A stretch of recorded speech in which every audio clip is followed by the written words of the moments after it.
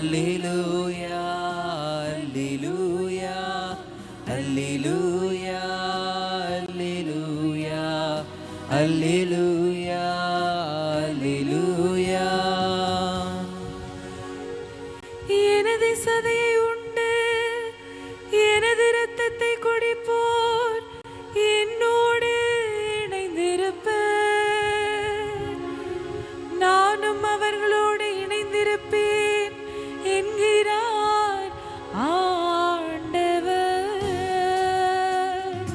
அல்லேலூயா அல்லேலூயா அல்லேலூயா அல்லேலூயா. ஆண்டவர் உங்களோடு இருப்பாராக. உம் ஆன்மாவோடும் இருப்பாராக. புனித யோவான் எழுதிய பரிசுத்த நற்செய்தியிலிருந்து வாசகம். ஆண்டவரே மாட்சி உமக்கே. அக்காலத்தில் நாம் உண்பதற்கு இவர் தமது சதையை எப்படி கொடுக்க இயலும் என்று வாக்குவாதம் யூதர்களிடையே எழுந்ததாம். இயேசு அவர்களிடம் உறுதியாக உங்களுக்கு சொல்கிறேன், மானிட மகனுடைய சதையை உண்டு அவருடைய இரத்தத்தை குடித்தால் ஒழிய நீங்கள் வாழ்வு அடைய மாட்டீர்கள். எனது சதையை உண்டு என் இரத்தத்தை குடிப்பவர் நிலை வாழ்வை கொண்டுள்ளார். நானும் அவரை இறுதி நாளில் உயிர்த்தெழ செய்வேன். என் சதை உண்மையான உணவு, எனது இரத்தம் உண்மையான பானம். எனது சதையை உண்டு எனது இரத்தத்தை குடிப்போர் என்னோடு இணைந்திருப்பர், நானும் அவர்களோடு இணைந்திருப்பேன். வாழும் தந்தை என்னை அனுப்பினார், நானும் அவரால் வாழ்கிறேன். அதுபோல் என்னை உண்போர் என்னால் வாழ்வர். விண்ணகத்திலிருந்து இறங்கி வந்த உணவு இதுவே. இது நம் முன்னோர் உண்ட உணவு போன்றது அல்ல, அதை உண்டவர்கள் இறந்து போனார்கள். இவ்வுணவை உண்போர் என்றும் வாழ்வர். இயேசு கப்பர்நாகுமில் உள்ள தொழுகை கூட்டத்தில் இவ்வாறு கற்பித்தார். இது கிறிஸ்து வழங்கும் நற்செய்தி. கிறிஸ்துவே உமக்கு புகழ்.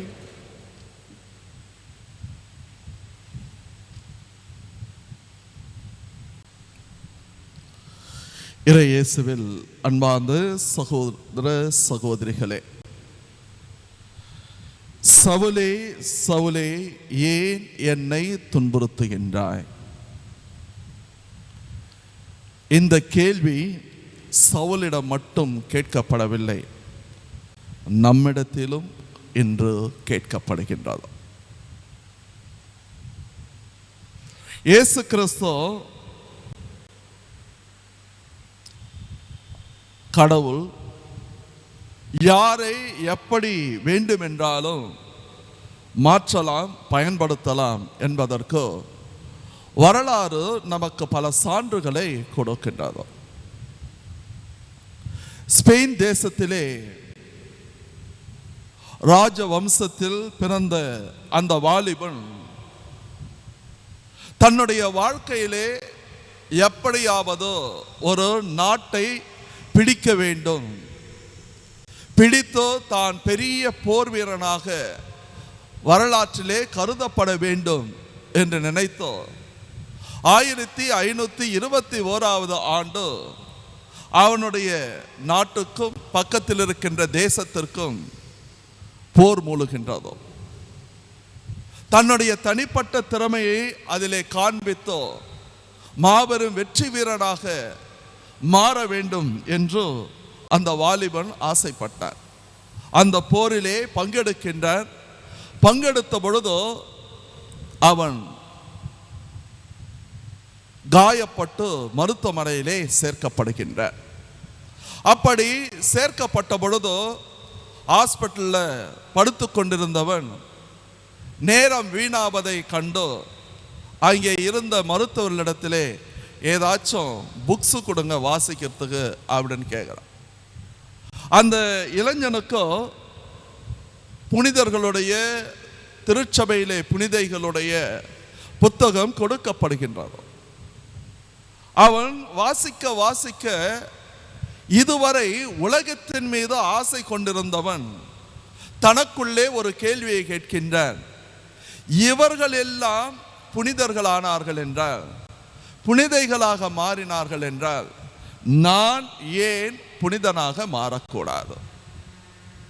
மருத்துவமனையிலே அடிபட்டு சிகிச்சைக்காக இருந்த அந்த இளைஞனுடைய, அந்த மனிதனுடைய வாழ்க்கையிலே ஒரு மாற்றம் வருகின்றதோ, அப்படி மாறி மருத்துவமனையிலிருந்து விடுபட்டவுடனே 40 நாட்கள் தனியாக ஒரு குகைக்கு சென்று அங்கே தியானங்கள் செய்து, அந்த நேரத்தில் அவர் எழுதிய தி ஸ்பிரிச்சுவல் எக்ஸசைஸ் என்கின்ற புத்தகம் இன்றளவோ பிரபலமான ஒன்றாக இருக்கின்றதோ, அவர்தான் புனித இன்னாசியான். ஒரு படை வீரனாக இருந்தவரை ஒரு மாபெரும் சபையின் தலைவராக கடவுள் அங்கே மாற்றுகின்றார். இதோ இந்த ஒரு பெரிய மாற்றத்தை எப்படி கடவுளால் கொண்டு வர முடிகின்றதோ என்றோ நாம் யோசித்து கூட பார்க்க முடியாது. ஒரு படை வீரன், ஒரு மாபெரும் சபையின், இயேசு சபையினுடைய நிறுவனராக, திருச்சபைக்கு ஒரு பெரிய மாறுதலை கொண்டு வருகின்ற மனிதராக மாற்றப்பட்டார். இது இன்றோ நேற்றோ நாம் பார்க்கின்ற நிகழ்வுகள் அல்ல. நம்முடைய விவிலிய வரலாற்றை திருப்பி பார்க்கின்ற பொழுதோ, கடவுள் சாதாரணமானவர்களை நம்முடைய கண்ணுக்கோ தெரியாதவர்களை மாபெரும் தலைவர்களாக மாற்றி இருக்கின்றார். இதோ விவிலியத்திலே முதலில் நாம் எடுத்துக்கொண்டோம் என்றால் ஆபிரகாம். அந்த ஆபிரகாம் யார் என்று தெரியாது. பல்வேறு கடவுளை வணங்கி கொண்டிருந்த ஒரு கூட்டத்திலே வாழ்ந்து கொண்டிருந்தவர். அப்படிப்பட்டவரை கடவுள் அழைக்கின்றார், அழைத்து சொல்லுகின்றார், இதோ உன்னுடைய ஊர், உன்னுடைய சொந்தம், உன்னுடைய பந்தம் எல்லாவற்றையும் விட்டுவிட்டு பின்னாலே வா என்று கூறுகின்றார். அப்படி அவர் அனைத்தையும் விட்டுவிட்ட பொழுதோ, அவரை குரலை கேட்டு வெளியே வந்த பொழுதோ நினைத்திருக்கவும் மாட்டார், 2000 வருடங்களுக்கு பிறகு கூட, பல நூற்றாண்டுகளுக்கு பிறகு கூட அவருடைய பெயர் இந்த பீடத்திலே உச்சரிக்கப்படும் என்று. கடவுளுடைய செயல் இதோ. இதோ ஈசாக்குக்கு 2 பிள்ளைகள். அந்த 2 பிள்ளைகளிலே மூத்தவன் தேர்ந்தெடுக்கப்பட்டிருக்க வேண்டும். ஆனால் இளையவன் தான் தேர்ந்தெடுக்கப்படுகின்றான், யாக்கோப்பு. யாக்கோப்பை நாம் நினைத்து பார்த்தோம் என்றால், விவிலிய அறிஞர்கள் சொல்லுவார்கள், அவன் ஒரு திருடன். ஏனென்றால் அவன் அண்ணனுக்கோ கொடுக்கப்பட வேண்டியதுதான் ஆசீர்வாதம். தந்தைக்கு பிறகு யார் என்று பார்க்கின்ற பொழுதோ முதலில் இருக்கின்ற மகனுக்கு தான் கொடுக்கப்பட்டிருக்க வேண்டும். ஆனால் ஆசீர்வாதத்தை அவன் திருடினான். அப்படி திருடிய அவன்தான் இஸ்ராயலாக கடவுளுக்கு முன்னால் தேர்ந்தெடுக்கப்படுகின்றான். இனிமேல் நீ யாக்கோப்பு அல்ல, இஸ்ராயலாக அவன் மாற்றப்படுகின்றான். மூன்றாவதாக நாம் பார்த்தோம் என்றால் மோயிசன். இதோ மோயிசனை நாம் பார்த்தோம் என்றால் ஒன்றை நாம் புரிந்து கொள்ள வேண்டும். மோயிசன் ஒரு கொலைகாரன். எப்படி கொலைகாரன்?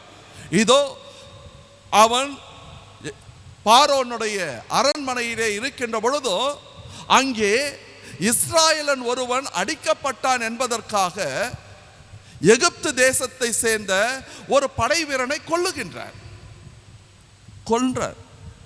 கொன்ற பிறகுதான் அது வெளியிலே தெரிந்துவிடும் என்று நினைத்து பயந்தோ ஓடுகின்றார், நாட்டை விட்டே ஓடுகின்றார். அப்படி ஓடிய அந்த மோயிசனை தான் கடவுள் அழைத்தார். அப்பொழுது கூட மோயிசன் சொல்லுகின்றார், இதோ நான் திக்குவாயன், என்னால் பேச முடியாது, அதுவும் பார்வோனுக்கு முன்னால் நான் பேச முடியாது என்று சொல்லுகின்ற பொழுதோ, நீ எதை செய்ய வேண்டும், எப்படி செய்ய வேண்டும் என்பதை நான் உனக்கு அறிவுறுத்துவேன் என்று சொல்லி மோயிசனை அழைக்கின்றார். அதன் பிறகு நாம் தாவீதினுடைய வாழ்க்கையை பார்க்கின்றோம். சாமுவேல் இறைவாக்கினர் அங்கே தேர்ந்தெடுப்பதற்காக, அரசனாக தேர்ந்தெடுப்பதற்காக வருகின்றார். அங்கே ஈசாயி சொல்லுகின்றார், இதோ என்னுடைய அனைத்து பிள்ளைகளையும் பார்த்துவிட்டு திடகாத்திரமாக இருக்கின்றார்கள், ஒய்யாரமாக இருக்கின்றார்கள். அப்படிப்பட்ட இந்த பிள்ளைகள் எல்லாம் வேண்டாம் வேண்டாம் என்று சொன்ன பொழுதோ, அப்பொழுது அந்த இறைவாக்கினர் அழகாக சொல்லுவார், நீ இறைவாக்கினரிடத்திலே கடவுள் அழகாக சொல்லுவார், இதோ நீ வெளி அடையாளத்தை பார்க்கின்றாய், நானோ உள் மனதை பார்க்கின்றேன். அப்பொழுது இறைவாக்கினர் அந்த தந்தையை பார்த்து கேட்கின்றார், இவ்வளவுதான் உன்னுடைய பிள்ளைகளா என்று கேட்கின்ற பொழுதோ ஈசாயி சொல்லுவார், ஒரே ஒரு சின்ன பையன் இருக்கிறான், அந்த பையன் ஆடுகளை மேய்த்து கொண்டிருக்கின்றான், இவர்களே தேர்ந்தெடுக்கப்படவில்லை, அவன் எங்க போகின்றான் என்று சொல்லுகின்ற பொழுதோ அவனை அழைத்து வா என்றோ இறைவாக்கினர் சொன்ன வார்த்தைகளை கேட்டு அழைத்து வரப்படுகின்றான். அவனை கடவுள் தேர்ந்தெடுக்கின்றார். அவனுடைய தந்தை கூட புரிந்து கொள்ள முடியவில்லை. ஆனால் கடவுளுடைய திட்டம் வேறாக இருக்கின்றது. இசையா இறைவாக்கினர் அழகான ஒரு கனவு காண்கின்றார். அந்த கனவிலே அவர் சொல்லுகின்றார், இதோ அசுத்த உதடுகளை கொண்டவன் நான், யாரை அனுப்புவது என்றோ கடவுள் கேட்கின்ற பொழுதோ அசுத்த உதடுகளை கொண்டிருக்கின்றேன், நான் எப்படி போக முடியும்? ஆனால் அந்த கடவுள் அவனுடைய அசுத்த உதடுகளை சுத்தம் செய்து அங்கே அனுப்புகின்றார். அடுத்ததாக பார்க்கின்ற பொழுதோ எரேமியா இறைவாக்கினருடைய அழைப்பு வித்தியாசமான ஒரு அழைப்பு. சிறிய குழந்தை, 10 வயசு பையன், கடவுள் அழைக்கின்ற, இதோ நீ போய் போதிக்கணும் அப்படின்ட்டு. அப்போ அவர் சொல்றாரு, ஐயோ நான் சின்ன பையன், எனக்கு பேச தெரியாது. அப்பொழுது கடவுள் சொல்லுகின்றார், நான் உன்னை இப்போ கூப்பிடல, உன் தாயின் கருவில் உருவாகும் முன்னே நான் உன்னை அழைத்தேன், நீ எனக்குரியவன் என்றோ உன்னை தேர்ந்தெடுத்தேன், ஆகையால் நீ வா. அங்கதான் ரொம்ப ஸ்ட்ராங்கான வேர்ட்ஸை கடவுள் பயன்படுத்துகின்றார். இதோ இடித்து தகர்க்கவும் கட்டி எழுப்பவும் நான் உன்னை அனுப்புகின்றேன். ஆகையால் சிறுவனாக இருந்த எரேமியாஸ் கடவுளுடைய இறைவாக்கினராக மாறுகின்றார். ஆமோஸ் இறைவாக்கினுடைய அழைப்பு, அவர் சொல்றாங்க, இங்கெல்லாம் இறைவாக்கெல்லாம் உரைக்காத, நீ போ, உன்னுடைய தேசம் எதுவோ அதுக்கு போயிட்டு இறைவாக்க உரை, உன்னை நாங்கள் இறைவாக்கெல்லாம் சொல்றதுக்கு கூப்பிடல அப்படின்னு சொல்றப்ப அவர் சொல்வாரு, நான் இறைவாக்கினர் குழுவிலே இல்லை, நான் ரொம்ப பரிசுத்த ஒரு வழியில வரல, நான் அத்தி மரங்களை வெட்டி கொண்டிருந்தேன், ஆனால் கடவுள் என்ன போயிட்டு இறைவாக்கு உரை என்று சொன்னார் என்று சொல்லி ஆண்டவர் அவரை அழைத்தார் என்று கூறப்படுகின்றது. அதேபோல் நாம் புதிய ஏற்பாட்டுக்கு வருகின்ற பொழுது ராயப்பர் ஒரு முறை அல்ல, 2 முறை அல்ல, 3 முறை இந்த இயேசு கிறிஸ்து இந்த கலிலேயரே எனக்கு ஒண்ணுமே தெரியாதுவா அப்படின்னு சொன்னவர், யார் என்றே எனக்கு தெரியாதோ என்று மும்முறை மறுதலித்த அந்த ராயப்பரை தான் இயேசு கிறிஸ்து, எனக்கு பின்னால் நீதான் என்னுடைய ஆடுகளை மேய்க்க வேண்டும் என்று சொன்னார். ஏன் ராயப்பரை விட நல்லவர்கள் இருந்தார்கள், படித்தவர்கள் இருந்தார்கள். அருளப்பரை அவர் அதிகமாக அன்பு செய்தார்.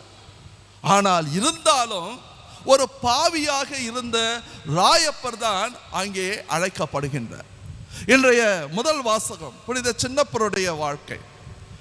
ஒவ்வொரு வீடாக, அந்த வாசகத்துக்கு முன்னால் இருக்கிற பகுதியை வீட்டுக்கு போய் படிச்சு பாருங்க. ஒவ்வொரு வீடாக சென்றோ யாரெல்லாம் இயேசு கிறிஸ்துடைய நெறியை ஏற்றுக்கொண்டார்களோ அவர்களை பிடித்தோ சிறையில் அடைத்து கொண்டிருந்தார். அப்படிப்பட்ட அவர் இன்றைய முதல் வாசகத்திலே அழைக்கப்படுகின்றார். அழைக்கப்படுகின்ற பொழுது அவர் கேட்கின்றார், நீர் யார்? சவுலே சவுலே ஏன் என்னை துன்புறுத்துகின்றாய் என்று கேட்ட பொழுதோ, நீர் யார் என்றோ சவுல் கேட்கின்றார்.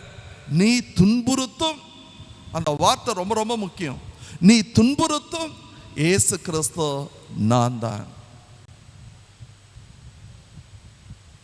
அப்பொழுது அவருடைய கண்கள் குருடாகின்றன. அனனியா அழைக்கப்படுகின்றார். அப்படி அழைக்கப்பட்ட பொழுதோ அவரும் சொல்றாரு, ஐயோ அந்த மனுஷனை பத்தி நான் கேள்விப்பட்டிருக்கிறேனே, கிறிஸ்தவர்களை அழிப்பதற்கென்றே அவன் உருவாக்கப்பட்டவதாக நான் கேள்விப்பட்டிருக்கின்றேனே என்று கூறுகின்ற பொழுது கடவுள் சொல்லுகின்றார், இனிமேல் அவன் என்னுடைய கருவி, என்னுடைய கருவி. இன்றைக்கோ புற இனத்தவர்கள் அனைவரும் இயேசு கிறிஸ்துவை ஏற்றுக்கொண்டிருக்கின்றார்கள் என்றால் அதற்கு முக்கிய காரணம் புனித சின்னப்பருடைய அருமையான பணி. அதேபோல் புனிதருடைய வாழ்க்கையிலே வருகின்ற பொழுது புனித அகுஸ்தினார் எப்படிப்பட்ட ஒரு மாபெரும் பாவியாக இருந்தவர், அவ மாபெரும் இறையியலாளராக, தத்துவ இயலராக மாறுகின்றார். திருச்சபையின் மாபெரும் புனிதராக மாறுகின்றார். அப்படியே வருகின்ற பொழுதோ நம்ம அனைவருக்கும் தெரிந்த பிரான்சிஸ் சவேரியார் தான் படித்தோ மேலும் மேலும் உயர வேண்டும் என்று நினைத்தவர். இதே இன்னாசியார் அந்த சவேரியாரை ஒரே வார்த்தையில் மாற்றுகின்றார். அந்த வார்த்தை, இதோ ஒருவன் உலகமெல்லாம் தனதாக்கி கொண்டாலும் அவனுடைய ஆன்மா அதை இழந்து விட்டால் அதனால் என்ன பிரயோஜனம்? இந்த வார்த்தைகள் சவேரியாரை மாற்றியது. நமக்கு தெரிந்த அன்னை தெரேசாவுடைய வாழ்க்கையை பார்க்கின்ற பொழுதோ லொரேட்டா என்கின்ற சபையிலே வசதியோடு இருந்தாங்க, ஃபாரின் ஸ்டைலில் வாழ்ந்துகிட்டு இருந்தாங்க, ஒரு ஆசிரியாக இருந்தார்கள். ஆனால் ஒரு ரயில் பயணம், அந்த ரயில் பயணத்திலே ஒரு பெரிய மாற்றம் அவர்களிடத்திலே நாம் பார்க்கின்றோம். நமக்கு தெரிந்த பாப்பரசர் இரண்டாவது ஜான் பால் ஒரு கம்யூனிஸ்ட் கட்சியில் இருந்தவர். பல வருடங்கள் அவர் இராணுவத்திலே இருந்தார், சுரங்கங்களிலே வேலை செய்தார். ஆனால் அதன் பிறகு அவர் அழைக்கப்பட்டு ஒரு மாபெரும் பாப்பரசராக, மக்களை ஒன்றிணைக்கின்ற ஒரு மாபெரும் பாப்பரசராக, புனிதராக இருக்கின்றார். இதை எதுக்காக சொல்றேன்னா, கடவுள் யாரை வேணாலும் எப்படி வேணாலும் பயன்படுத்தலாம். எந்த நேரத்தில் பயன்படுத்துவார் என்று தெரியாது. ஆனால் ஒன்றோ நம்மிடத்திலே தவறான ஒரு கருத்து இருக்கின்றது. நாங்கள் பாரம்பரியமாக இருக்கிறோம், அதனால் கடவுள் எங்களை தான் தேர்ந்தெடுப்பார். இல்லை, கடவுளுடைய பார்வை யார் மேல் வேணாலும் எப்போ வேணாலும் விழலாம். நீ கிறிஸ்தவனா மாறி 1 வருஷமோ 2 வருஷமா கூட இருக்கலாம். நீ ஏன் கிறிஸ்தவன் ஆனன்றது புரிவதற்கு முன்னாலேயே கடவுள் உன்னை தேர்ந்தெடுக்கலாம். யாரும் வந்தோ இயேசு கிறிஸ்துவுக்கு முன்னால், ஐயோ நான் இத்தனை வருஷமா நான் இருக்கிறேன், என்ன தேர்ந்தெடுக்கல, நேற்று வந்த பையனை நீ தேர்ந்தெடுத்துட்டேன்னு கேட்க முடியாது. யாரும் கேட்க முடியாது. ஏனென்றால் மனிதனுடைய எண்ணங்கள் வேறு, கடவுளுடைய எண்ணங்கள் வேறு. யாருமே நினைச்சுக்கிட பார்க்க முடியாது. கடவுள் நம்முடைய உள்ளத்தை மட்டும்தான் பார்க்கின்றார். அனனியாவும் மற்றவர்களும் சின்னப்பரை கண்டு பயந்தார்கள்.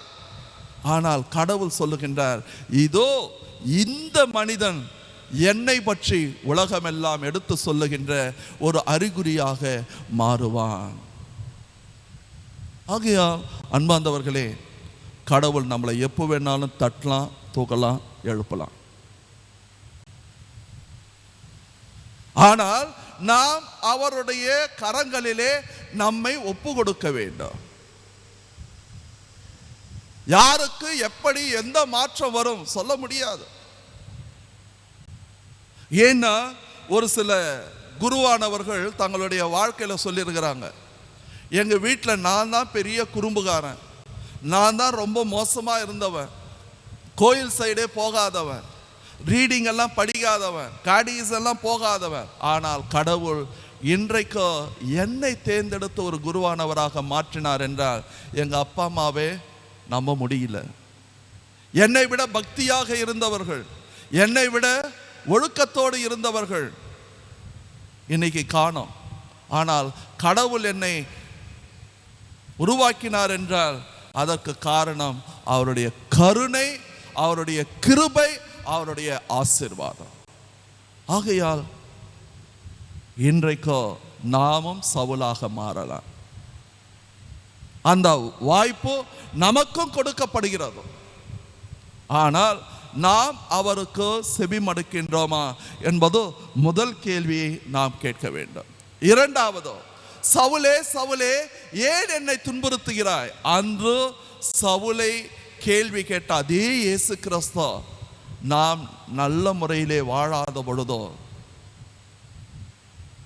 கிறிஸ்துவனுடைய அழைப்பை ஏற்றுக்கொண்டு அதை தவறாக பயன்படுத்துகின்ற பொழுதோ, நான் குருவானவராக இருக்கின்ற பொழுதும், ஒரு அருட்சகோதரியாக இருக்கின்ற பொழுதும், ஒரு துறவரத்தாராக இருக்கின்ற பொழுதும், ஒரு பொது நிலையினராக இருக்கின்ற பொழுதும், எனக்கு கொடுக்கப்பட்ட அந்த அழைப்பை கடவுளுக்காக பயன்படுத்தாத பொழுதோ கண்டிப்பாக கடவுள் கேட்பார், என்னுடைய மகனே, என்னுடைய மகளே, நான் இதற்காகவா உனக்கு அழைப்பு கொடுத்தேன்?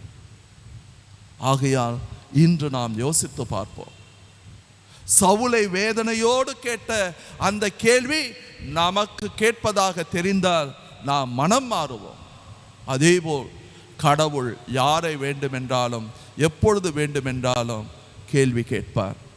அந்த கேள்விக்கு சரியான பதிலை நாம் கொடுக்க வேண்டும். நம்முடைய பாவ வாழ்க்கை, நம்முடைய அநியாயமிக்க வாழ்க்கை, ஒரு நல்ல வாழ்க்கை நமக்கு கிடைக்க, மாற்றம் அடைய வேண்டுமென்றால் ஒன்றை நாம் தெரிந்து கொள்வோம். இன்றைய நற்செய்தி வாசகம் ஆண்டவர் இயேசு கிறிஸ்து சொல்லுகின்றார், என்னுடைய உடலை உண்கின்றவன், என்னுடைய இரத்தத்தை பருகுகின்றவன் என்னுடைய சீடனாக, என்னுடைய சீடத்தையாக இருப்பான். நற்கருணையை விட மாபெரும் ஆன்மீக உணவோ இந்த உலகத்தில் எதுவுமே இல்லை. அதை நாம் புரிந்து கொண்டு ஆண்டவருக்கு ஏற்ற பிள்ளைகளாக மாற தொடர்ந்து ஜெபிப்போம். ஆமென்.